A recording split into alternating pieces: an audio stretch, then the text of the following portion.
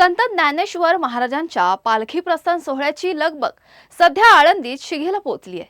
पालखीसोबत निघणाऱ्या माऊलींच्या आरतीचं साहित्य, चांदीचे दागिने, वस्त्र आणि पूजेचे सर्व साहित्य यांची तयारी पूर्ण झाली आहे। याशिवाय पालखीसोबत प्रवास करणाऱ्या मंदिर समितीच्या सुमारे 300 सेवेकऱ्यांसाठी तंबू, भोजन, औषधं, दैनंदिन वापराचं साहित्य आणि अन्य आवश्यक वस्तूंचीही जय्यत व्यवस्था करण्यात आली आहे।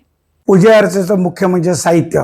पहाटे जी पंचोपचार पूजा होती त्या पूजेचं संपूर्ण साहित्य की त्याला जे लागणारं हळद, कुंकू, बुक्का, अष्टगंध याची तयारी संपूर्ण झालेली आहे। अत्तर, अष्टगंध झालंच तर आमच्या पूजा अर्चेचा नैवेद्य असतो 5 पक्वान्नाचा, त्याची पण तयारी पूर्ण झालेली आहे। टाळ पकवास कधी कोणाला लागला तर आम्ही लगेच त्याला हे करतो।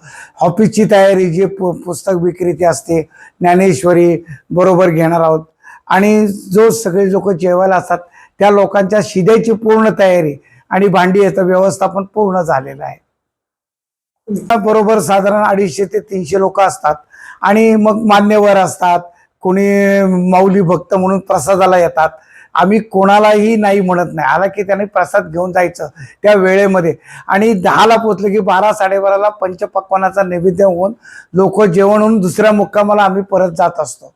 दरवर्षीप्रमाणे यंदाही अत्यंत नियोजनबद्ध पद्धतीने पालखी सोहळ्याची तयारी पूर्ण करण्यात आली असून लाखो वारकऱ्यांच्या उपस्थितीत संत ज्ञानेश्वर महाराजांची पालखी भक्तिमय वातावरणात पंढरपूरच्या दिशेने प्रस्थान करणार आहे। यासाठी प्रशासन आणि मंदिर समितीनेही सर्व आवश्यक व्यवस्था सज्ज ठेवल्या आहेत।